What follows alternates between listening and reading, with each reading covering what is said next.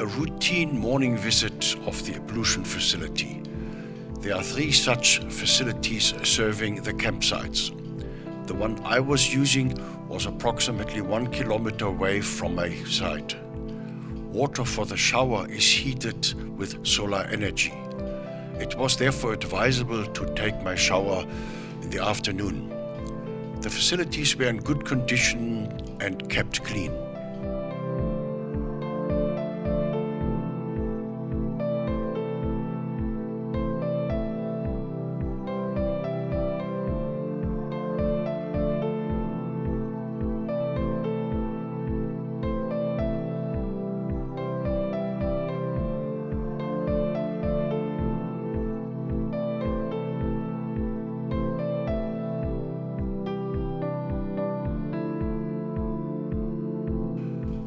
The way back to my campsite was leading past some other campsites, the closest neighbors being approximately 500 meters away from my campsite.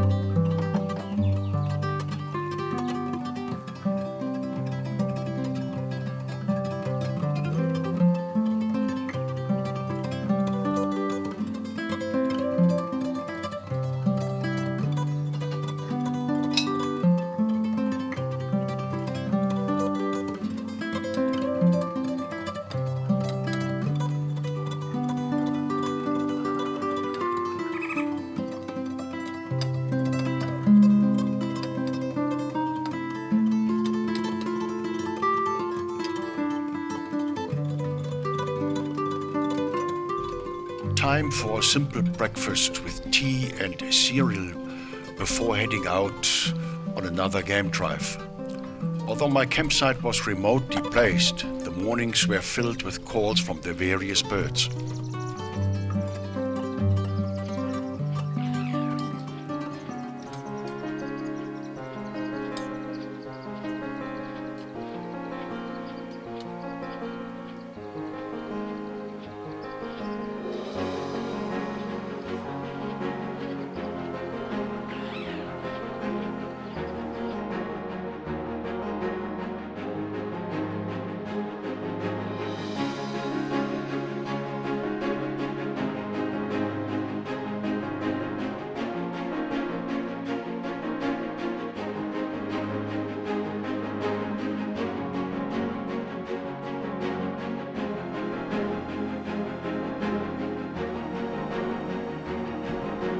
Whereas most birds find their food the traditional way, Some preferred to first have a look at the handful of cereal I had placed prominently on a concrete plinth frequently used by campers for a campfire. With my cereal trick, I managed to bring 4 different species of hornbills down to the ground. The yellow-billed hornbill was the bully and used to chase the red-billed and the grey hornbill as well as other birds away. Bradfield's hornbill is the largest and seemed to take no nonsense from the yellow-billed hornbill.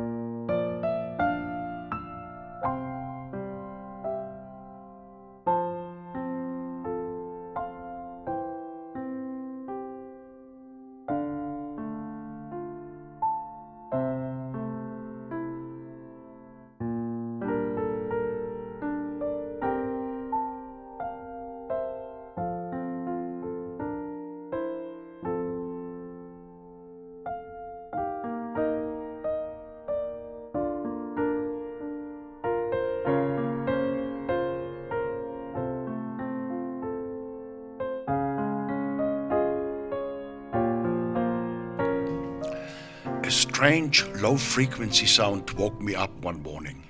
Upon closer inspection, I detected a pair of giant eagle owls sitting in a tree and talking to each other.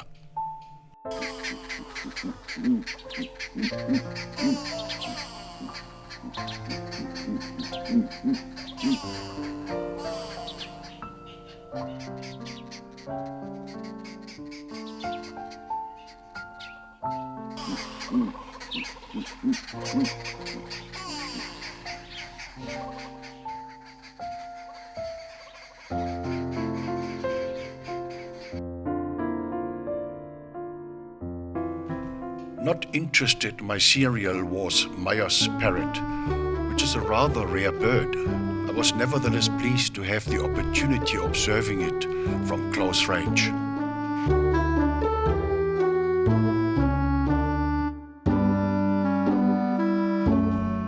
The red-billed spurfowl didn't have to come down from the trees to sample my cereal. It spends most of its life on the ground anyway.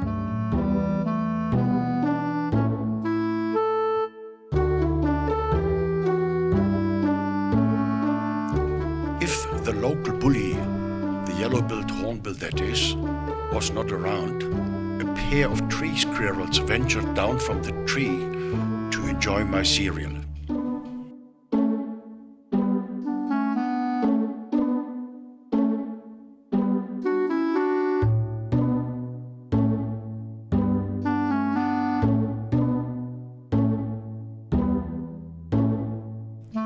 I enjoyed my camp being the center of such varied activity. No wonder then that I often got quite late into my car for a game drive.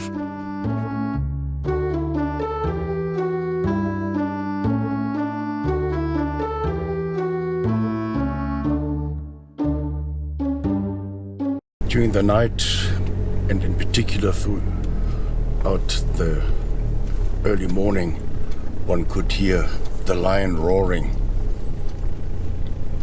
And this morning, everybody in the camp is taking their vehicle and trying to find the location of this lion or lions. But it is like looking for a needle in a haystack. We have an idea more or less where that lion could have roared, but to find it in such a vast area is pretty difficult.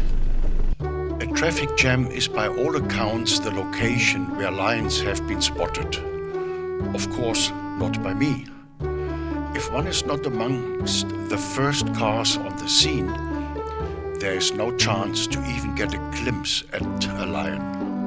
I have seen it many times in national parks. This traffic jam is not only confined to the spotting of lions. Other predators such as leopard, cheetah, wild dogs and hyena will have the same effect.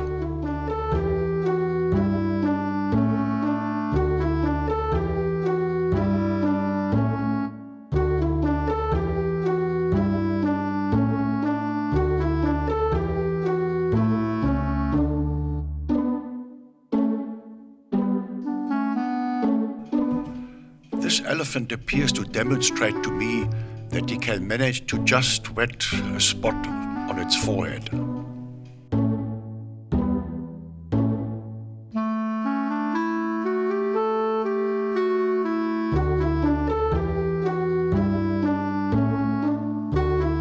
The African jacana is an interesting water bird. The long toes are perfectly suited to distribute the weight of the little bird in such a way that it can walk on floating or semi-submerged vegetation. Another interesting fact is that the male bird incubates and raises the chicks. After laying the eggs, the female moves on to mate with other males. My theory: foraging so close to the water's edge or even on submerged plants or floating leaves, this bird might be excessively preyed on by small crocodiles or monitor lizards. For the species to survive, a large breeding volume might be required, hence the female not being burdened with the raising of the chicks.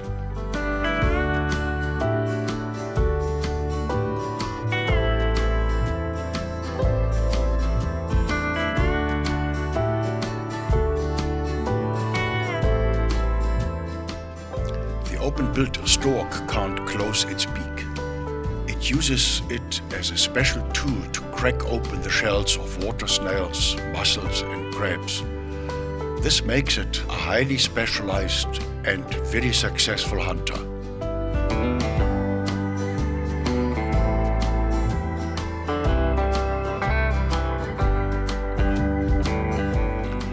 This large eagle is specialized in catching of fish and lives up to its name. Its call is unique and represents for me the call of Africa.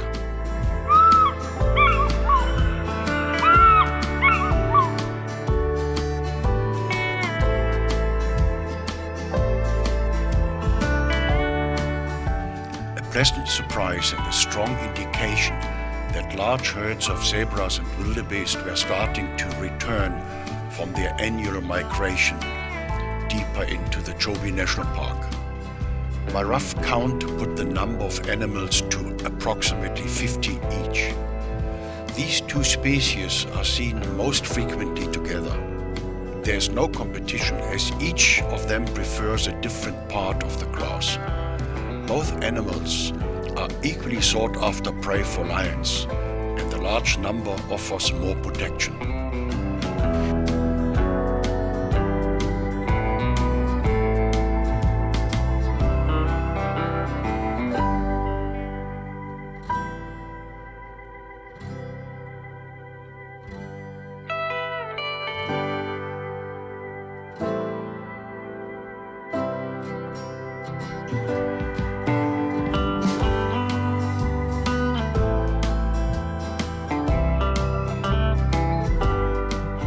Elephant bulls prefer the juicy grass right at the water's edge.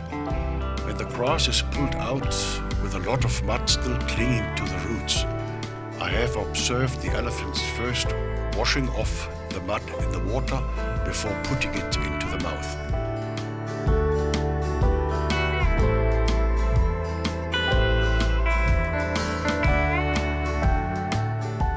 The perennial water of the Khwai River is an ideal habitat for hippos. They stay most of the day in the water and only leave it at night to feed on grass in the vicinity. This youngster was about to venture outside, but seems to have been called back by the mother.